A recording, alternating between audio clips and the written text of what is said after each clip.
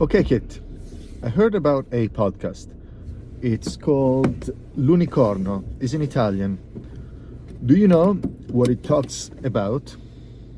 This podcast seems to be describing a series of events surrounding the Italian biotech company Bio, including the arrest of its CEO Marco Astori and the imposition of measures against other executives, as well as the seizure of assets worth 150 million euro.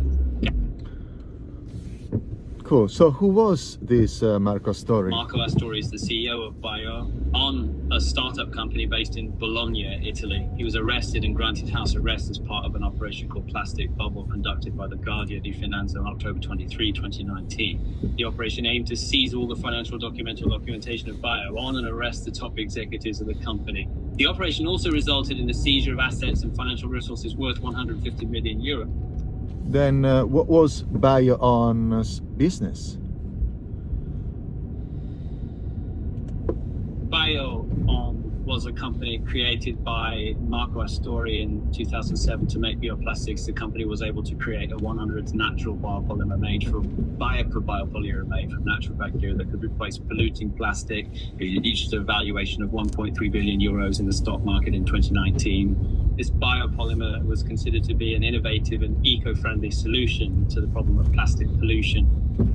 Cool. And how did they start?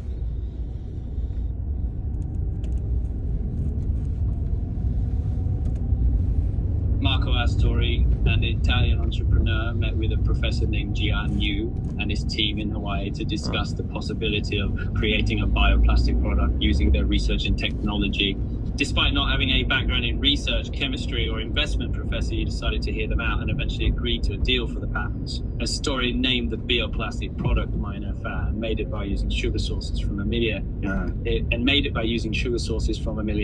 Ali, the narrator Ricardo Haupt, explains the story of Astori's journey in the creation of the product, with a focus on the challenges he faced and the strategies he used to overcome them. Minofa, I think you said. I think it's PHA. It's in bioplastic. Do you know what it stands for? PHA? PHA stands for polyhydroxyalkanoates, a class of biodegradable and biocompatible polyester produced by microorganisms such as bacteria. They are similar in chemical structure to petroleum-based plastics. However, they are biodegradable and can be produced using renewable resources such as agricultural waste, plant oils, and sugars. They are considered a promising alternative to traditional plastics in various applications, such as packaging. So who else works in bioplastic today? There are many companies that are working on developing bioplastics and bio-based materials. Some examples include NatureWorks at Sea, a company that produces NGO-biopolymer, a plant-based plastic alternative used in a variety of applications such as packaging, textiles, and consumer goods. Novamont, an Italian company that produces bioplastics, bio-based chemicals, and biofuels. I know that one. Okay, got it. So, if this industry looked good, how did Bion went bankrupt then? It appears that Gabriele Greco is the author of a report on an Italian biotechnology company that led to a significant drop in the company's stock price. The report revealed that the company's financials were worse than expected, with revenues down 85% compared to the first half of 2018 and a tripling of losses. The report also highlighted the company's high debt levels, which had doubled in the last 6 months. The company's CEO, Marco Astori, defended the company's decision to slow down on licensing in order to focus on direct production. But the report led to the suspension of a planned capital increase with UBS Bank. So what are the challenges with bioplastic today? What do you think?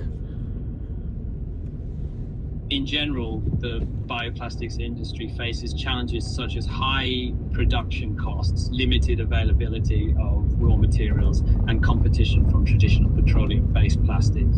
Additionally, there are concerns about the environmental impact of some bioplastics, such as those made from genetically modified crops. It is also important to note that the market of bioplastics is a relatively new and constantly evolving field, with new technologies and processes being developed all the time. Without more information about bio, or specifically, it it's difficult for me to say whether the company has a chance for a comeback. Do you think there's a future in this industry? I don't have the ability to predict future trends or developments. However, it's worth noting that the use of bioplastics is a growing field and is seen as a promising solution to the environmental problems caused by traditional plastics. As such, companies that are able to innovate and create products that are both eco-friendly and cost-effective may have a good chance of success. Okay, sounds good. Then I want to listen to this podcast. Play L'Unicorno in Italian.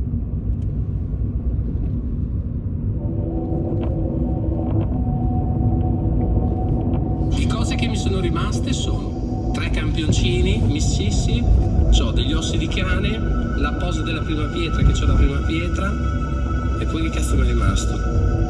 Nient'altro. Queste sono le cose che mi sono rimaste di Viola. Basta, non ho più nient'altro.